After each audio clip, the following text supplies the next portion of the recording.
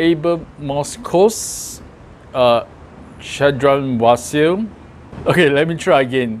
Abelmoschus, Abelmoschus. Hey, good morning guys. Today is going to be a plant chore video, and to kick off I'm going to show you this very beautiful plant. In fact, this is my favorite plant at the moment. So I'm going to take really good care of this as this is really prone to spider mites and sometimes also mini bugs. But wow, look at the leaves. This really long leaves with pink midrib, and of course this Mickey Mouse ears, which is really interesting. It's very fun leaf shape, almost like a sword. Most of the leaves are really long. There are also some which are chubbier, like this one, and yeah, this. So this is I try to pronounce the name,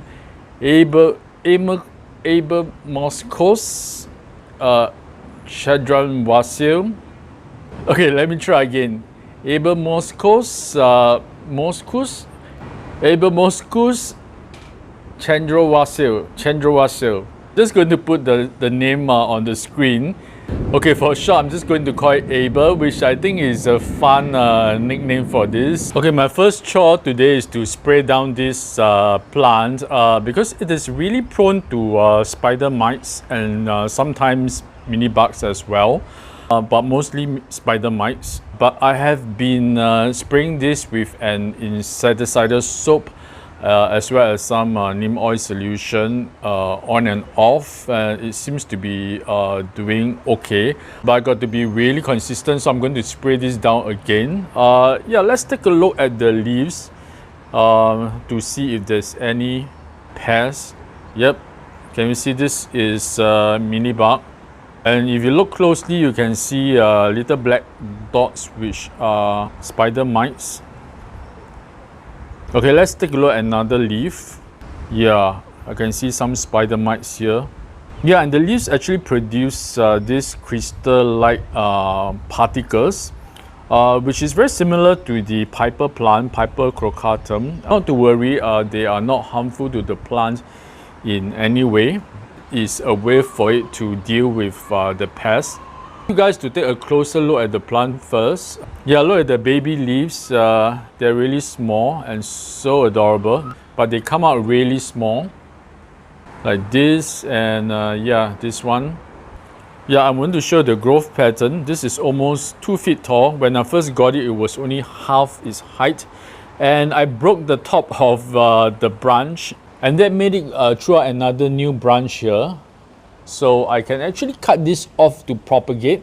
Yeah, but I have no experience with that, so that is probably going to be something for another video. This plant is actually related to the okra plant. So this is a flowering and fruiting plant.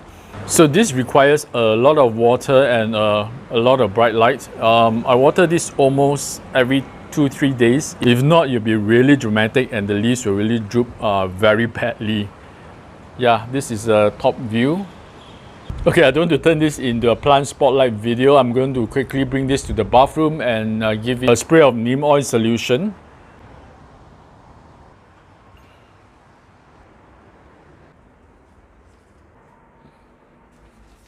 Well, look how beautiful this is from the top. So today I'm going to use a neem oil solution to give it a spray down, especially on the undersides of the leaves. So usually I'll mix this up with some ivermectin solution spray as well. So I'm just going to give you a generous spray.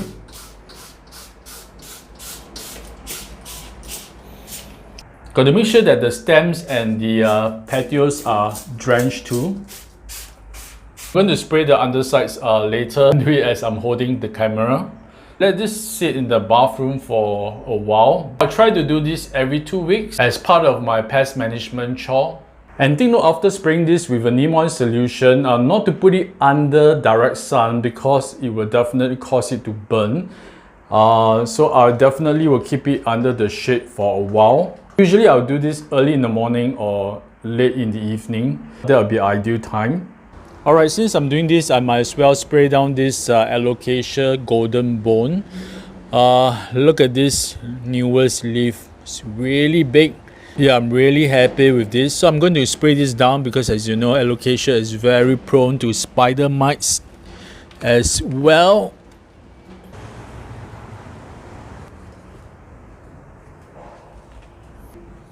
Okay, let's take a closer look. So this is the latest leaf, so beautiful. I've repotted this a while back because it was growing like really lopsided and it had a baby, so I repotted that in semi-hydro. Leaves are really so puffy and it has this very beautiful neon green midrib. This alocasia is not really common here in Singapore, so I'm really appreciative of this one. I got this maybe almost 2 years ago. I know this can grow much bigger. The only issue, and as with other alocasias, this is prone to spider mites as well as mini bugs. Yeah, you can see one mini bug here. So yeah, I want to spray this regularly as well in order for it not to become an infestation. Look at the back of the leaves. It's a beautiful shade of purple. So this indicates that this plant actually doesn't really need a lot of light, as the purpose of the purple bags is to actually retain more light. Okay, let's give this a spray down.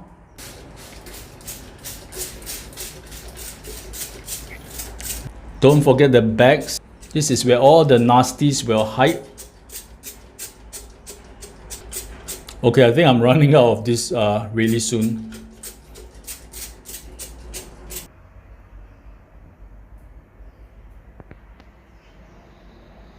Okay guys, I'm really sorry about the noise outside. I think there is some fumigation going on. So bear with me, I hope it's not too noisy. I'm going to speak above the noise. Okay, the next plant that we are looking at is this really messy syngonium. It has grown really well. This is Syngonium batik. I think you have seen this in a few of my videos before. It grew from a single leaf cutting into all this. So for the past few months, I've lost a few of its leaves due to mini bugs. And as you can see, this is not doing well. This was a new growth, but it has since turned yellow. And the new leaf that was unfurling is dead. This is gone. Look at all the arrow roots. It's really crazy. So this is such a mess. But the rest of the plant is actually pretty healthy. Of course, I've gotten rid of the mini bugs. So yeah, we have a lot of arrow roots to work with. What I'm going to do is to chop out this Syngonium and hopefully get some cuttings out of it and make it into a large pot of Syngonium instead of this unruly mess. Well, look at this. First, I'm going to cut this part off. This is totally dead. But there is new growth points here, as well as the back. Yeah, there's another growth point here. So I'm not worried about this branch. Just let me cut this off. I'm confident that new growth will actually branch out from here, from these two cut off vines. Okay, let's get some cuttings. Okay, first let me cut off this vine with all this whole disorganized growth. This one with two super long arrow roots, this one and this one. So this is the original plant. I've left 3 leaves and also of course the cut off vines here. Oh, actually there's a sap coming out from the cut. Let's see how many cuttings I can get out of this. Okay, this is so messy, I don't even know where to start. Well, I guess I'll just start cutting. I just got to make sure there is a node and preferably some arrow roots. I managed to get 6 cuttings out of this. Each of them with at least 1 node and some arrow roots and 1 or 2 leaves. So I'm quite confident all this will be rooted quite quickly. Yeah, look at these last 2. They have super long arrow roots. This one as well as this one. So in fact, I can pot all this up into directly into potting medium and I think it should grow just fine because they are pretty good roots, except maybe for this one. Okay, so this rootless one will go into water.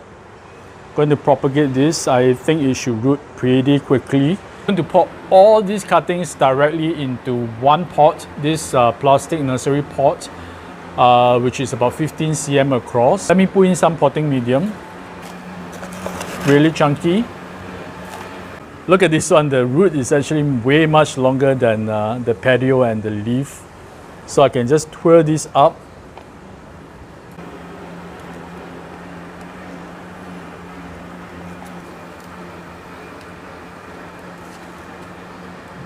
Okay, the next one is this, second longest.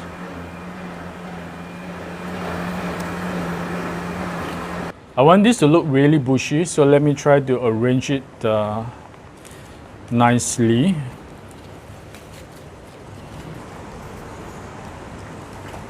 Look at all the roots in there, so I'm not worried they should grow really fast.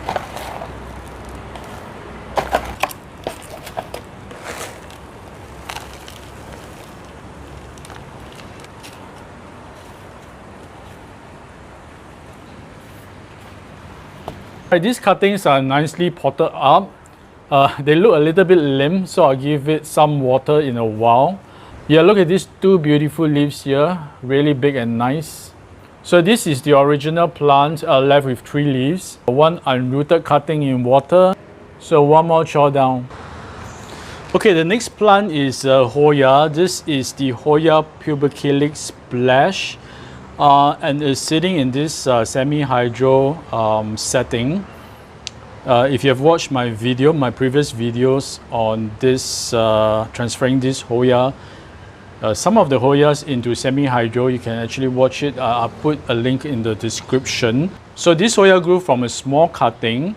I've lost the original plant, but surprisingly the cutting is the one that is doing well for me. I love the silver splashes on the leaves. When I placed this into semi-hydro, I think it had only about 5-6 leaves and it's starting to trail. Look at this vine. I can see baby leaves trying to grow, but generally this is pretty leafless.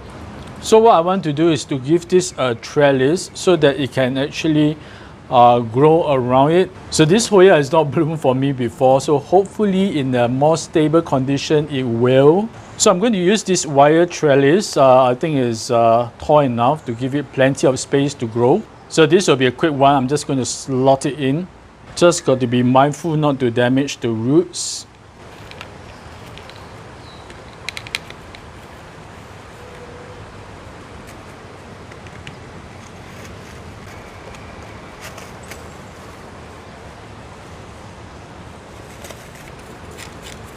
Okay, so the trellis is in and it's pretty stable.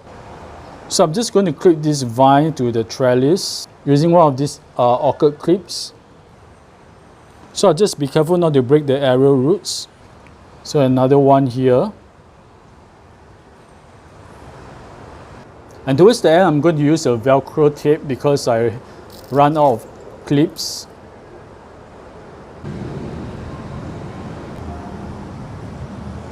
So hopefully this will twirl around the trellis and attach itself.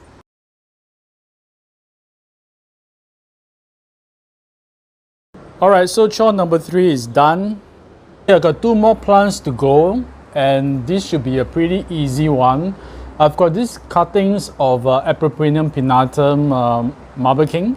I think they have been in there for at least 2 months. And as you can see, other than roots, there are new leaves as well. So it's really time to pot this up. So I have this small square pot here, which I think is about 5 cm across. And of course, my aroid mix. So you can see there's a lot of perlite and bark.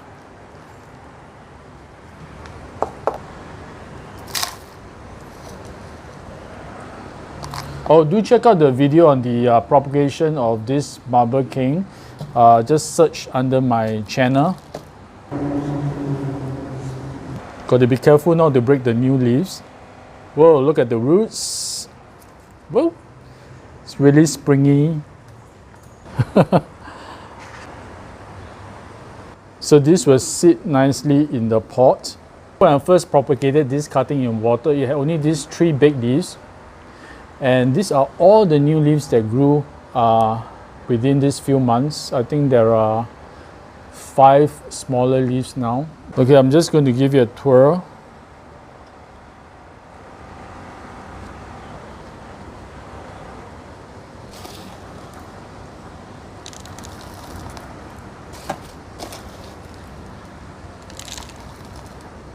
I'm going to be careful not to bury the new leaves, else it will start to rot in the medium.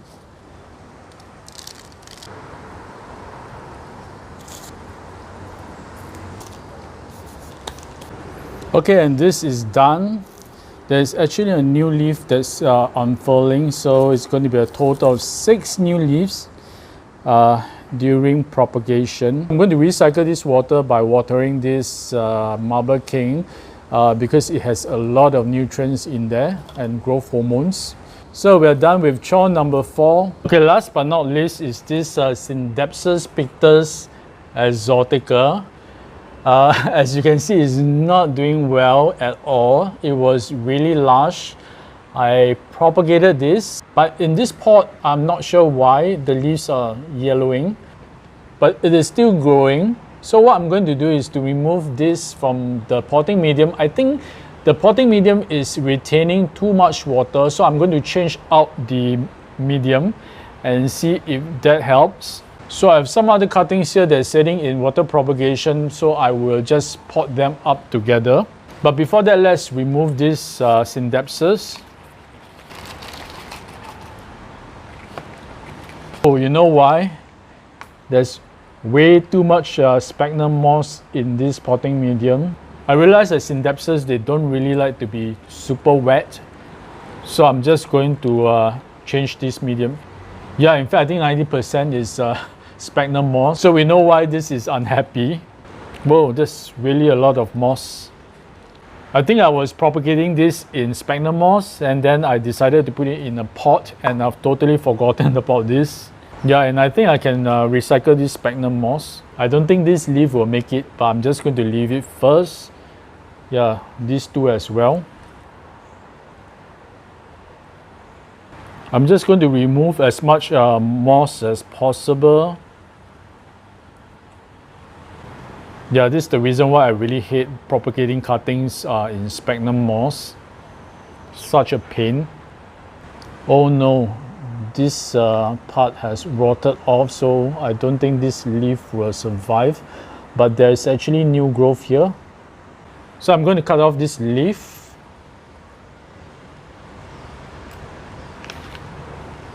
Even though it's still pretty okay looking, but yeah, it will not survive.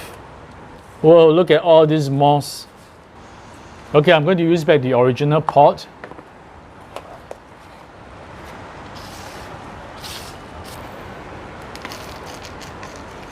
So luckily the roots are still pretty healthy. So I think I've saved them in the nick of time.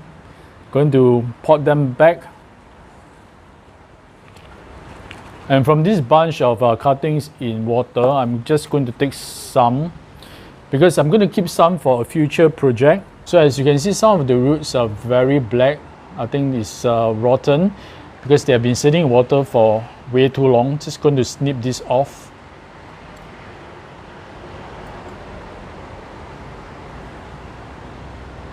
Yeah, some of them just fall off easily. Make sure all the rotten parts are removed. You do not want them to be in the potting medium. So I'm just going to add this in as well.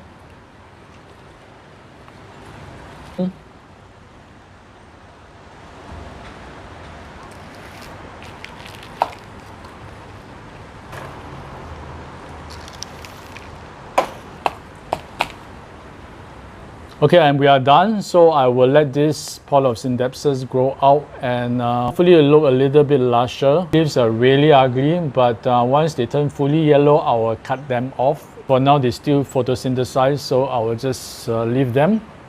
Oops, I forgot about this leafless one. I am just going to stick it in.